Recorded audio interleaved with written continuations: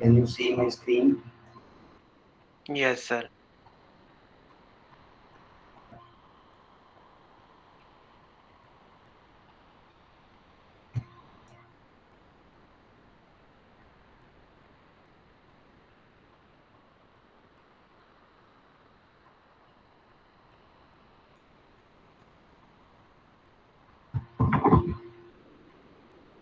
So we have to discuss in today's class the various applications that were left in previous class to discuss. We are having now in previous class we have discussed the various types of automated assembly workstations and how they have worked with the help of hoppers and feeders, and how the workpiece has been placed at the workpiece table and has been removed after all the operation has been carried out on it. Next is the automated storage retrieval system. So in the figure you can see we're having this input and output location from where the material has to be transported from one point to another point. You can see we have the shuttle carriers which are transporting in between the layers of the storage locations, and this is the buffer position. This is the elevator mast or the elevator which is transporting the material from the lower level to the higher level, and these are the some empty storage locations where the material has to be placed as per the requirement of the system.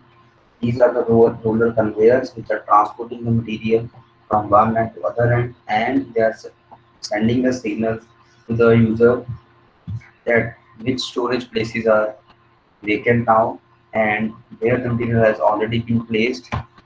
So this is the whenever an engineer or whenever a supervisor want to retrieve the material from the buffer stock or want to store the material at any empty or the vacant storage location, then uh, this is the automated storage retrieval system is very helpful, and this is being operated automatically in between the locations. And next is the automated inspection system. This is also the most important applications of the automated system, that is the elements in which we are having the automated systems.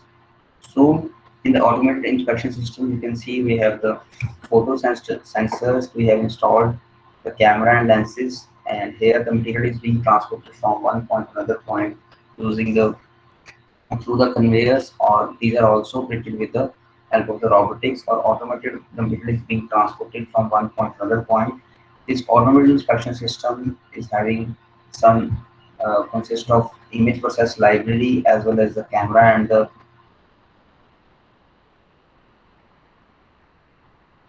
as well as camera and lenses. So they are sending the signal through the photosensors to the material and inspecting the material whether that material or the component has been manufactured accurately or not. And after capturing the picture through the lenses or the cameras, they are sending the picture to the image process library.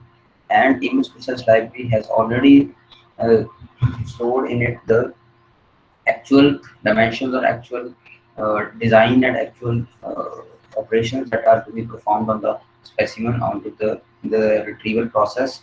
And whenever the pictures which are being captured from the material of the material which are being transported using the conveyor system are being sent to the image process library, that library is comparing all the images that are being received from the manufactured process or for the manufactured component, and this in this image process library we are also comparing the actual dimensions or actual size with the data that is being retrieved after the manufacturing.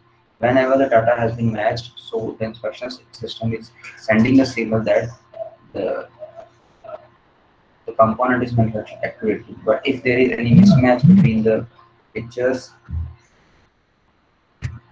in between the pictures that have been received from the conveyor system and the data that has been already been stored in the image process library.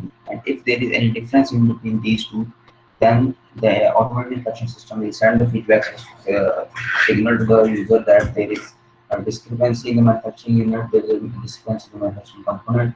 So that has to be restored, that has to be rectified before the component has been reached to the consumer. Next is the CAD CAM. So this is the main fundamental of the CNC machining. That is how we are designing the system, how we are manufacturing the system. So CAD is basically the computer-aided designing, and or some would say computer-aided design, and CAM is basically computer-aided manufacturing. So the computer systems that are being used to design as well as manufacture the product is termed as the CAD CAM. That is the CNC machines we are designing using the CNC machines. We are designing the system with the help of the computer systems. We are manufacturing the component with the help of the control units or the computer-aided manufacturing. That that is we are using both the system for both designing as well as manufacturing the component or manufacturing any product. So this is called CAD or CAM. That is we are getting the help from computer for the designing. That is the R&D department is using the number of softwares for designing their components, and if any alteration is being received from the consumer side, they are putting hard efforts for incorporating all the changes that may be required for the customers in that particular product. And these design alterations or design modifications may be sent to the shop floor through the CAM softwares, and uh, therefore the engineers are using the help of the CNC machines and getting the product manufactured with the help of the computer systems. Because in the CNC machines we are already installed the MCUs. That is, MCU is a machine control unit that is controlling. We are having a mini computer which is controlling all the operations, all the movements of the axis, all the movements of the cutting area, all the movements of the tool, all the movements of the workpiece, retrieval or storage of the components, and also the cutting zone specifications like cutting speed, cutting speed, or we are having the ratio of the lubrications and the coolant that may be required at the cutting zone, removal of the swab from the cutting area, and all these processes are being happening only due to the assistance of the computer. So we are designing with the help of the computer, we are manufacturing with the help of the computer, and also we are now storing the material with the help of the computer. We are retrieving the material with the help of the computer. We are inspecting the component. We are inspecting the machines with the help of the computer. So these are the assistances which may be which are the part and parcel of the computer. So, for example, one let us say the supervisor is designing a product with a CAD component, and hence the design can also control the machines that construct the part. So, how this is happening? So, whenever the design has been made for the from the R&D department for any particular component, then the softwares are there that are generating a set of instructions for that particular part. That is, set of instructions are automatically generated from the design of the part. So these set of instructions are being sent to the CAM software to the CNC machines, and hence, as soon as you have designed the product, you have generated automatically a set of instructions. You have generated the program, and that program has been sent to the CNC machines to the CAM softwares, and hence it is assisting the manufacturing of the component itself. That is, if you have designed the product accurately, that is you have done half the job accurately. So this means that as soon as you have designed correctly, then uh, set of instructions are generated accurately, then the set of instructions will be executed on the CNC machines accurately, and hence the component that is being manufactured after processing all kinds of operations on the component, then it will be accurate or precise component after the manufacturing has been completed on the component. So this is also known as with manufacturing or machining, that is being used to control the machine tools and electric ones in the manufacturing of the components or specimens that are have been manufactured using the CNC machines. So CAD CAM is basically a concept or basically a phenomenon using which we are manufacturing or we are making Industry 4.0, and companies are becoming highly competitive in the global market nowadays. So next is manufacturing system.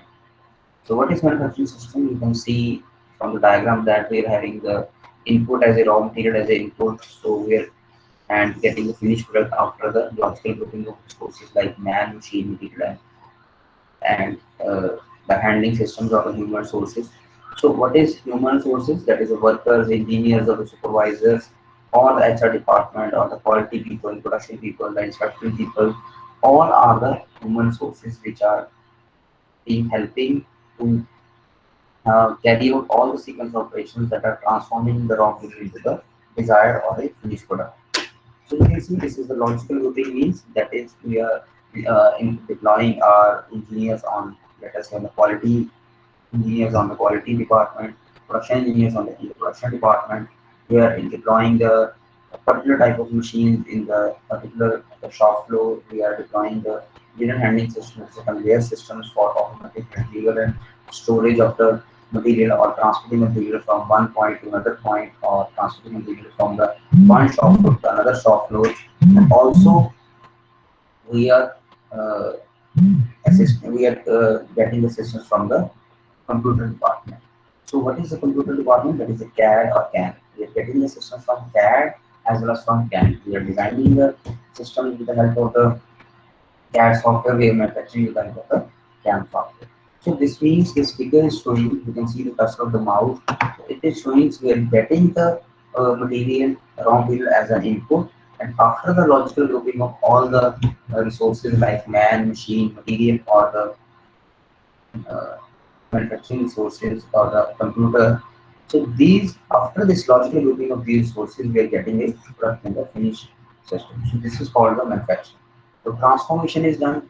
That is done by basically various combination of the inputs, sources like man, machine, material, and information. So what is information? That is a set of instructions that are being given to the CNC machines, and after the product has been manufactured, then we are applying the we are inserting the instructions that material has to be transferred to certain department. So the automatic instruction system is quality system is checking the component that whether it has meet the actual desired specifications, and also and after it has been inspected, it has to be transferred to the automatic storage and retrieval department to the automated robotic conveyor systems. So this is the information. That information is being shared with the help of the robotic system, with the help of the automatic system, with the help of the computer systems. So this helping the raw material that is to be converted into the finished product with the help of this logical routine. And what is manufacturing system? So this is accumulation of all the input resources in a logical manner so as to get the desired output. So if you want to get a desired output in the form of a mobile phone, so you have to deploy the quality people as per their uh, quality in the quality department. You have to deploy the production people in the production department, and you are getting the raw material, different kind of raw material from the market. That is, you are getting the fiber, you are getting the cameras, you are getting the maybe getting the ICs that are installed in the mobile phones. Then that logical grouping, logical sequence of operations, so that we are getting the mobile phone, we are getting the uh, finished mobile phone, we are getting the desired output in a very short time, in a very uh, cheaper one, and always we are getting the product in the improved quality as that we are receiving in the previous time. So this is called the accumulation of all the input resources in the logical manner to get the desired output. So this is the figure showing the manufacturing system. So how this is the manufacturing is being done by transforming by various combination of various inputs like man, machine, human, and information. We are grouping, we are accumulating all the sources, and hence we are getting the finished product as being desired by the customer. So next is the basic type of layout configurations or basic type of manufacturing, that how that manufacturing is being done in the industry. So there are basically three types of facility layout configurations that are being used in the industry. You can see first one is the flow line, second is the functional, and last one is the fixed position layout. In the first kind, you can see the flow line layout. Good. Is my voice is clear? Yes, sir. Okay. So this is flow line layout. You can see the flow line layout. There are different kinds of machines are being clubbed in one shop floor. So you can see in the first shop floor we have at the first position we have grinding machine. In the second position we have the lathe machine, and the third position we have the drilling machines. In the second shop floor, we having lathe machine at the first position, drill machine at the second position, and press at the third position. And the third shop floor, you can see we are having the lathe machine at the first position, drill machine at the second position, and press at the third position. And after the, let us say we are manufacturing three kinds of products that require these three operations in this sequence. So product one is requiring first one grinding, second is lathe, turning, and last one is the drilling. Then product second is requiring first lathe, it is requiring turning, then it's requiring drilling, and last is requiring pressing. Whereas product third is requiring first is the turning, second is drilling, and last one is the pressing. So after this, all these operations will carried out on these three components. We are assembling at a common workstation at the common assembly sections. That is, different kinds of machines are being plugged in the different shop floor. That is, we are receiving the demand of three kinds of products from the market, and we have to manufacture these three kinds of product in this similar way. So we are clubbing the machines as per the requirement of the product. So this is also known as a product layer. So that is, first product is requiring these three kinds of operations, second product is requiring these three kinds of operations, and the last and third one is want to operate, and we want to process these three kinds of operations on the specimen. So that is the, we are clubbing the machines in such a way that how the operations are being required on the component of how these operations are being required on the product. So this is called flow line layout. The flow line layout or the product layout. So second one is a functional layout. In this way, you can see we have grouped the similar kinds of machines in one shop floor. Like we have placed milling in one shop floor, we have placed number of lathes in one shop floor, we have uh, dedicated a department to the heat treatment, we have dedicated a section to a drilling shop, we have dedicated a department to the grinding, and last but not least, we are showing here at the gear cutting department. And last one, we are doing the assembly. So that is the components which are requiring milling operation that are placed here. Then they are requiring lathe operation or the turning operation that are placed here. Then those components who are requiring drilling or that are requiring grinding. So in this case, you can see that as compared to the flow line layout, here the material has more transportation from one point to another point. So there is more uh, transfer of material from one point to another point. You can see there are number of lines they are interconnecting, milling to heat treatment, drilling to lathe to milling, grinding to heat treatment, drilling to gear cutting, and then after that all the operations have been performed, then you are assembling in a common section. So there is more material transfer. So there is more number of material handling is being required in the case of the functional layout as compared to the flow line layout. But in the functional layout, we can design our system in such a way that this is called a process layout. That is, the components will be moved or being transferred from one section to another sections as per their processes or as per their operations that are being required to be carried out on their on them. So there is requirement of more material handling system in the case of the functional layout. So this is only preferable when there are less number of transportation from one department to another department. So this is also called a process layout, whereas the flow line is called the product layout. So product layout is basically used for the batch production or for the mass production, and process layout is basically being used for the batch production. Because batch means when there are less number of components being required, then you can deploy a functional layout that there will be more kind of material handling is being required. And also in the case of the flow line layout, if we talk about the flow line layout, so if you are manufacturing a single kind of product, that is your industry is manufacturing only three kind of product, then you can easily deploy a flow line layout, right? So they, and also if there is a chance that a lathe machine may be breakdown or lathe machine may be have some error, so this whole line will be stopped if there is any error in any kind of machine. But in the case of the function layout, you cannot cater with such problems because you have number of lathes being placed in one shop floor. Let us say there are 10 number of lathes are being placed in the function layout. So if one lathe is damaged or have some error in its functioning, then you can perform then you can use 9 lathes for operationing or for performing the operations. So Every layout has some advantage or disadvantage as per the aspect of the manufacturing. Last is the fixed position layout. So you can see there all the machines are being or all the machines are being or the tools are being carried out at the job place. So you can see the job is stationary here. The job is not moving anywhere because but we are placing the tools. We are getting the tools at the location of the job. So you can see drill operation, weld operation, grinding operation, painting, assembling, and shading. All the things are to be or all the tools are to be brought at the position of the job piece. So you can see the example of the barber shop. Your barber or your saloon person is getting the scissor, getting the comb from the different locations, and the job is what your hair cutting are the jobs. Similarly, the jobs which are very heavier, the components which are very heavier, or the products which are heavier, they cannot be transported from one point to the another point. That is the manufacturing of aeroplanes, manufacturing of ships. That manufacturing of aeroplanes cannot be take place using the functional layout or using the flow line layout. They cannot be transported from one workstation to the next workstations and again to the next workstation for their operations to be carried out on that. Similarly, they cannot be transported through the functional layout.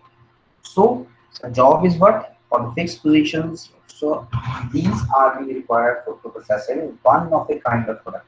That is like ships, like aeroplanes. They cannot be transported from one point, one workstation to another workstation. So all the tools or all the machines have to be brought at the position of the workpiece. So you can see the job is fixed here. All the machines are being brought at the point where the job is to be manufactured. But in the case of the flow line or the functional layout, you can see the material or the product is being transported from one workstation to the another workstations. The machines are fixed in the flow line as well as in the functional layout. But in the case of the fixed position layout, the job is fixed. The tool has to be the tools has have to be brought at the position of the work or the job. Here the size of the job is very large in the case of the fixed position layout, like I am saying the example of the ship or the aeroplane. But the size is not a matter of concern in the case of the flow line or the functional layout. So we can manufacture any kind of product in the flow line and functional layout as per our economical feasibility or as per the optimality of our uh, cost as well as the other aspects of the cutting manufacturing. Whereas in the case of the fixed position layout, you can only manufacture one of a kind product like ships or aeroplanes. For other kinds of product, it is not feasible to manufacture using the fixed position layout. Next is the flexible manufacturing system. So what is a flexible manufacturing system? That is a manufacturing system in which there is some amount of flexibility that can allow the system to react in case of any changes, whether they are certain or uncertain. That is, if there are any kind of changes that are being required as per the demand of the customers or there is any change in the government policies, like in the case of the pandemic, you can see the industries are being running, not running uh, for 24 hours. They are running only for let us say 10 to 12 hours, and also there is shortage of labor, there is shortage of engineers because all are being working from home. The migrant labor is moving from one state to other state. So this is a time of uncertainty. So meeting the uncertainties or catering the uncertainties and reacting to uncertainty, or they may know, knowing the industry may knowing that in the as the government is saying there may be third wave of COVID in October 2021 or November 2021. So industry is being maybe ready that if that is the certain kind of reaction that is being coming from the market, because due to this pandemic also the purchasing power of the customer has also been reduced because the income has reduced, the purchasing power of the customer has also reduced. So there are some certain uncertain or certain changes that may require to be forced the industry to get as per the requirement of the market. So that flexibility is being adapted only using the flexible manufacturing systems. You can see here we have the CNC machines. Uh, First CNC machine, this is the input and output. That is, some people is getting in from this position and getting out from these positions by having various kind of tool library at the center of the CNC machine. This CNC in, CNC out. Similarly, CNC in, CNC out, and this is the automated guided vehicles which are being transferred the material from one point to another point and this is also called temporary storage area. So this is loading unloading stations. This is the CAM here. This is the computer assisting system or computer aided manufacturing is doing here. So this is the entry of the raw material in the automatic guided vehicles. So automatic guided vehicles are transporting the materials from one workstation to another workstations, and also this flexibility is generally considered into fall into two categories. So that they both contain numerous subcategories. So how this manufacturing is being done, that is after, let us say a product require these three kinds of operations from CNC 1 to 3. But with the preference of the customer, we have to perform third operation at the second number and second operation on the third number. Then we can cater that certain or uncertain direction from the market using this flexible manufacturing system. Whereas in the older or in the conventional manufacturing system, like the servo manufacturing systems or the dedicated manufacturing systems, we cannot cater these kinds of predicted or unpredicted actions from the market side. So this is why the flexible manufacturing system is very, very important in the case of the automated industry, and also it is meeting the requirement of the industry 4.0 nowadays. It is also permitting the jobs to moving from one pair of machines to the other pair of machines to normal guided vehicles. They are storing the you can see in the figure also, they are storing the material at the temporary storage area and transporting the material with the help of the AGVs from one location of the workstation to the other locations. They are getting the input material from the material raw storage. They are getting the material loaded or unloaded, that is uh, on the AGVs. They are getting the systems from the computer-aided manufacturing softwares and also getting the set of instructions from the CAD softwares. And it always, whenever you are deploying any kind of manufacturing system, you are always want to improve the efficiency and reducing the production cost of the company. So if you are not reducing the cost of the production cost of the company, then that particular manufacturing system is not beneficial to you. So for every industry wants more profit, but at an economical cost.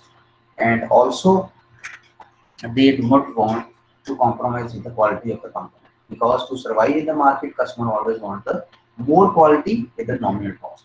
Customer is willing to pay for the quality only, but customer is not willing to pay any more for the poor quality or for the affected components. So customer always requires superior product and they are willing to pay for superior product.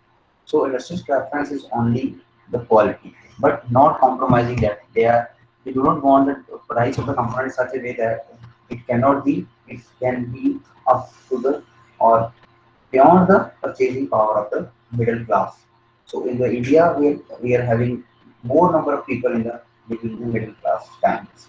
So the company wants their product that in a such a way that can be targeted to the more number of customers as compared to the other components that are available in the market. So, what are the types of the flexible manufacturing systems and its layouts? We have five kinds of FMS as per your tables. We have sequential FMS, we have random FMS, we have dedicated FMS, we have engineered FMS, and we have modular FMS. So, as per the requirement of the customers, we can vary the variety of the component. We can vary the production levels. So, as per the variety in the within the product as and also the variety in the production level. That is the demand of the product. If we are producing, let us say in a month of April, we were producing 500 components of a simple product. But due to pandemic, we have a drastic decrease in the demand of that particular product and we want to manufacture only 200 products. But now, is that manufacturing 200 products with the same kind of manpower, the same kind of setup, is it feasible? Is it economical? If yes, then your industry is survivable. Otherwise, that industry will be get lost within few years if it cannot get to the uncertain market demands. So these kinds of FMS or various flexible management systems and its layout are very, very helpful to cater the flexibility in the variety of the products as well as the production levels. So in the next class, we'll discuss